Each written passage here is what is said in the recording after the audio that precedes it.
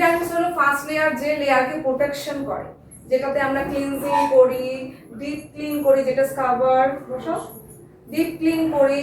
তাহলে ক্লিনজিং এ আমাদের ডাস্ট ডাল সবকিছু আস্তে আস্তে ঠিক হয়, রিকভার করে। তাহলে ডিপ ক্লিন কে করে? আমাদের স্কাবার।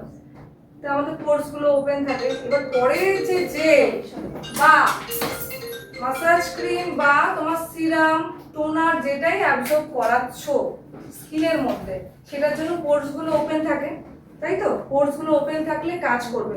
তার মানে সেকেন্ড যে লেয়ার রয়েছে ডার্মিসে পৌঁছাতে হবে, তাহলেই না রেজাল্টটা ভালো হবে। খারাপ কাজ করলে খারাপটাই আসে, খারাপ কাজ করলে খারাপটাই রেজাল্ট আসে, আর ভালো কাজ করলে ভালোটাই আসে রেজাল্ট। তাই তো আমরা সবসময় জানি যে কোনো কাজের ক্ষেত্রে।